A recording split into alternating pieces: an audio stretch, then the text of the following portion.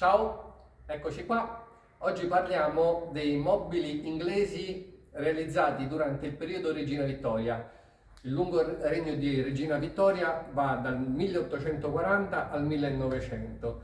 È un periodo di ricchezza per il Regno Unito, siamo in pieno boom industriale, quindi c'è una classe nascente, la borghesia. Ovviamente esisteva già dal 400 la borghesia, però nel periodo della industrializzazione inglese senz'altro si amplia moltissimo, e quindi questi nuovi ricchi, questi nuovi borghesi richiedono un certo lusso, un grande lusso. Sono persone di estremo gusto e i mobili inglesi, gli arredi inglesi del periodo Regina Vittoria sono opulenti e di grandissima qualità. Non vi scordate che comunque siamo nella seconda metà dell'Ottocento, che è comunque in Europa un periodo, per quanto riguarda l'arte, di relativa assenza di idee, periodo che si riprenderà poi verso la fine dell'Ottocento con l'art and craft, il liberty, l'impressionismo per quanto riguarda la pittura e così via. Quindi all'inizio della seconda metà dell'Ottocento, periodo contrassegnato in Francia come Napoleone III e in Inghilterra come Vittoriano, ci sono tanti soldi, c'è tanto benessere, c'è tanta ricchezza, poche idee. E quindi che cosa succede? Che gli ebanisti, gli scultori, i pittori riprendono più o meno quello che sono la classicità e quindi abbiamo tutta una serie di revival di stili del passato. Per esempio questo è un revival dello stile Regency, che è uno stile che compare in Inghilterra nei primissimi dell'Ottocento. Però è stato realizzato questo mobile nel periodo vittoriano. La produzione di mobili in mogano del periodo vittoriano è qualcosa di veramente enorme. Ne hanno fatti tantissimi, alcuni belli, la maggioranza meno belli, e sono molto molto legati allo sviluppo della moda in Italia dell'antiquariato degli ultimi 50 anni, ossia sono andati molto molto molto di moda, soprattutto dalla fine degli anni 70 alla fine degli anni 90. In questo ventennio abbiamo visto case intere a Roma, a Napoli, a Palermo, ma anche un po' in Nord Italia, anche se un pochino di meno, riempirsi dei mobili in mogano nel periodo vittoriano. Il perché non lo chiedete a me, perché non ne ho la più pallida idea, però la mia famiglia ci è capitata proprio dentro, perché mio padre ha iniziato a fare questo lavoro alla metà degli anni 60 come importatore dall'Inghilterra, e quindi da lì ha avuto la sua attività un enorme successo, conseguente non solo ovviamente alle sue capacità, ma anche a questa moda. Quindi noi abbiamo, mio padre e poi io abbiamo personalmente arredato tantissime case di romani con questi mobili. Ora quello che sta succedendo, come succede un po' per l'antiquariato in generale, è che questi mobili non vanno più di moda, le persone che li hanno comprati da noi 30-40 anni fa piano piano purtroppo stanno morendo, i figli non li vogliono, ci richiamano per venderli. Al momento questi mobili hanno veramente poco mercato. Vi dico solo, per farvi capire quello che succede nel campo dell'antiquariato, un mobile del genere, io e mio papà, io stavo già qua negli anni 90, in realtà non stavo qua perché andavano così tanto di moda che mio padre mi ha mandato fisso in Inghilterra a vivere, dove ho vissuto per tanti anni, a Londra, perché la richiesta era così forte che l'azienda aveva bisogno di un compratore fisso a Londra, e quindi mi sono sacrificato ovviamente tra virgolette. Una secretary bookcase del genere, quindi una libreria così in Inghilterra, io la pagavo intorno alle 2.500-3.000 sterline, quindi l'equivalente di circa 5.000 euro di oggi, e la vendevamo a 7-8.000 euro. Questo era quello che succedeva.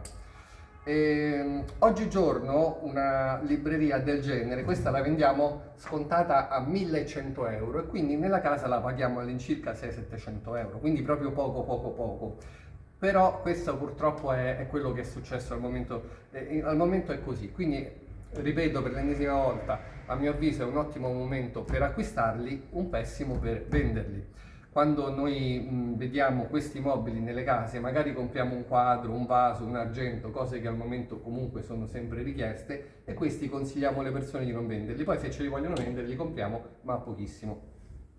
Accanto a questa produzione di mobili in mogano, nel periodo Regina Vittoria, c'è una produzione di mobili impiallacciati in essenze varie, soprattutto in radica di noce, che è di grandissima qualità, molto superiore ai mobili in mogano. A volte quindi la radica del noce e il mogano si mischiano nelle case, ma il più delle volte si trovano case che hanno solo radica di noce e case che hanno solo il mogano. Ve lo dico perché io avendo vissuto in Inghilterra, sono andato a comprarle nelle case dei privati inglesi, degli antenati che comprarono nell'Ottocento questi mobili. Quindi ci sono due gusti completamente diversi. Anche dal punto di vista stilistico, i mobili in radica di noce, adesso ve ne faccio vedere un paio, sono diversi da questi in mogano, sono più fini.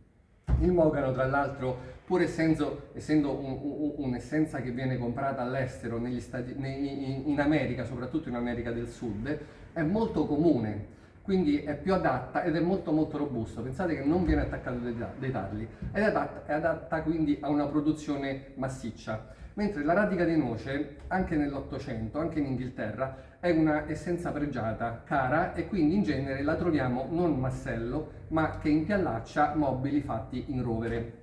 Vi faccio vedere uno di questi mobili.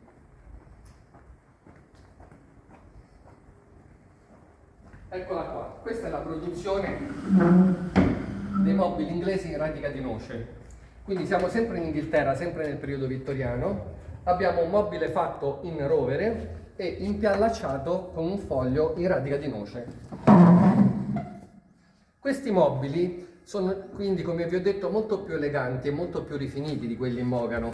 Hanno i fregi in bronzo, fregi che venivano comprati in Francia, e hanno degli intarsi molto fini. Anche i francesi hanno fatto questo tipo di mobili, ma quelli francesi, a mio parere, non sono mai così fini e non sono mai così intarsiati. Sono intarsiati in maniera diversa, l'intarsio è sempre un po' più grossolano. Adesso questo non è un mobile restaurato, però considerate che restaurandolo vengono fuori 10 colori di 10 legni che lo compongono diversi. Queste ombreggiature sono fatte con il fuoco. Quindi sono mobili estremamente rifiniti, che sono stati molto molto amati dalla generazione precedente alla mia, che ha arredato le proprie case. Guardate anche il bronzo in questo caso, bronzo dorato, come è rifinito. Anche questo è un mobile al momento svalutato, mi sembra che lo vendiamo a... quanto lo vendiamo? 900 euro, quindi siamo proprio a livelli, non dico dell'Ikea, ma quasi. Quindi anche qui siamo in Inghilterra, pieno periodo Regina Vittoria, 1860 circa, la produzione della noce e della radica di noce. Accanto a questa produzione c'è ancora una produzione di livello superiore, quella in satinwood. Ne hanno fatti pochissimi, il satinwood è un legno che viene dall'Indonesia, molto molto molto costoso, e hanno dedicato la produzione di mobili in satinwood solo all'eccellenza. Sono sempre mobili molto belli, molto rifiniti, talvolta dipinti e talvolta decorati con le placche di porcellana. Questo è un bellissimo esempio. Il nome è francese perché si ispira in realtà a un modello francese, la Bonnet du Jour, che sarebbe lo scrittoio per signora. Piccolo,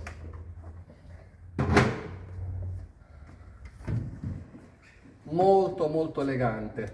Abbiamo il satinwood, abbiamo il mogano, la filettatura in questo caso è in ebano, e abbiamo le placche di porcellana, queste sì fatte in Francia e importate dagli inglesi per decorare i loro mobili. La placca in porcellana è generalmente fatta a Sèvres ed è dipinta a mano. In genere troviamo il blu cobalto, a volte troviamo il verde, a volte il rosso. Anche questi sono mobili che sono stati molto amati, anche questi sono meno richiesti. Ovviamente la fascia di prezzo è superiore a quelli in mogano e a quelli in noce. Questo è un cassetto e vi voglio far vedere come sono le code di rondine, perché nei mobili inglesi, diciamo nei mobili del nord Europa, sono a volte, nonostante si tratti di un mobile dell'800, sono a volte così fini che possono trarre in inganno e possono sembrare cose fatte negli anni 50, ma questo dipende semplicemente dall'evoluzione tecnica che avevano avuto i loro sistemi di sega rispetto a quelli nostri. Questa è una fodera fatta nella fine dell'Ottocento in Inghilterra. Il legno usato è il mogano, non hanno usato il rovere. Molto spesso nei mobili in satinwood, visto che stiamo parlando di una produzione assolutamente d'élite, Non si usa il rovere, che è un legno molto rustico, ma anche per le fodere interne, quindi per una parte che non si vede, che non è a vista, viene usato il mogano, quindi un legno piuttosto pregiato rispetto al rovere.